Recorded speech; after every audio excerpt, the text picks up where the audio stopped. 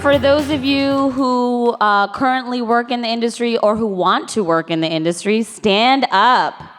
This means you want to work at Marvel. You don't have to be, you want to be a writer, you want to be a creator, you want to be me. You want to be any of these girls up here. Stay standing up. Stay standing up. Look at that. And I want you guys to look around, wave at each other, talk to each other after the panel, say hello. This is your team, your future team. You guys should work together and support each other because that's the reason that we're all here today, okay? So find one another. Awesome. Also, have you guys seen this amazing cover of The Village Voice this week? Woohoo! I actually never thought we would have that title, ever. First of all, a cover piece, but then the fact that we're saying making comics a more inclusive place. What? Yeah. What, guys? Very different time. Go check it out. We'd love to show some of the great, amazing carvers of the 23 Currently in female-led production, books. yes. Yes. Currently, it's all happening They're all right now. currently, okay. Yes. So Silk has a new costume. Yes. Brand new look designed by Helen Chan. Just a really great glimpse into this other spider character's life who is just so much fun and so adorable. And has got a lot of great edge to her. Jen Walters is the Hulk, and this story is written by Mariko Tamaki, who we're very, very lucky to have with us. And then America Chavez, ... We have been working on this for a very, very long time. We wanted to make sure we got the timing right, and right now everything has come together for this moment, so we're very excited about it. So we've got some great pages from issue 12 of Moon Girl and Devil Dinosaur, and this is basically where we establish that she is the smartest there is. I mean, it means it's a really big deal that she is the smartest person in the Marvel Universe. That is a big significance for us. Yeah. I mean, and like it means a ton to the fans. Like they've been coming over all week and they're just gushing about it. Like they're over the moon about it, you know? So we also have this amazing cover that Amy did. It's for this amazing magazine out of Japan called Frau. They came to the Marvel offices and did interviews with all the women of Marvel at Marvel, and it was an amazing experience. So if you guys have an opportunity, you should definitely pick that up. Woohoo! Squirrel Girl. Squirrel Girl's buttoned up with Ant-Man. What's going on in Squirrel Girl right now?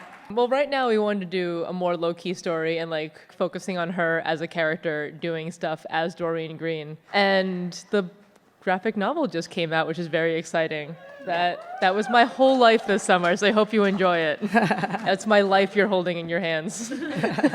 And we also have the Squirrel Girl middle grade novel. The middle grade novel is just a really great really origin tale of Squirrel Girl. I definitely think it's something that you can share with a nephew, niece, son, daughter. So please make sure you share this book when it comes out. It's really quite lovely. We have a sequel to the amazing Black Widow. That's me in my killer spy face. Yeah. I can kill you with my eyebrows. I'm really excited to continue the stories of Black Widow and our legacy teen widow, the Red Widow character, who kicks almost as much ass as Doreen, I gotta say. They're a pretty fearsome pair. You're also writing that little book called Captain Marvel. Let's get a big shout for that. This next series elevates her to superstardom status. She is literally the biggest superhero on the planet, and what does that mean for Carol Danvers? It's a big year for Carol. It's a big year for women. Am I right? Yeah. So, you know, what happens when you really are not trying to establish yourself as a hero or, say, the president or whatever? You know, what happens when you are the boss? So it'll be really interesting to see what goes down. Yeah, and also, like, what it is to be the most famous woman on the planet, really, really beloved, but then also kind of hated. Familiar, right? It happens. Yes, it's kind of similar to real life. Ripped from the headlines. From the headlines. This is actually a really incredible collaboration that we did with ABC. There has been this woman who's been chronicling a journal with ABC News who lives out in Syria and just telling her daily experiences of living out there. And ABC has been working with her for quite some time where she's sending these updates. And they reached out to Marvel to see if they were interested in lending an artist to come share that experience. And we were so moved by this that we actually decided to just do it. At Marvel, we say we want to share the experiences of things that people are actually living, the issues that they're having, the issues that they're facing. And this is really a way for us to do it in a very meaningful and important way. So we're very proud of this one. I'm like a big Captain Marvel fan. Will I like her again before Civil War II is over? In order for characters to have resonance, they have to live in the gray. We can't make them perfect. If we make them perfect, they're one-dimensional. And for her to actually have impact, we have to make her three-dimensional. We have to have her have these kinds of challenges that people might not like. And that's sort of the stories that we are trying to tell here. One of the beautiful things about these characters, and they're incredibly multidimensional, and they're all individually flawed, and it makes them more human, and I think it makes them, no matter what their superpowers are, a lot of them struggle with who they are and their identity, and it makes them all far more relatable. In Civil War II, are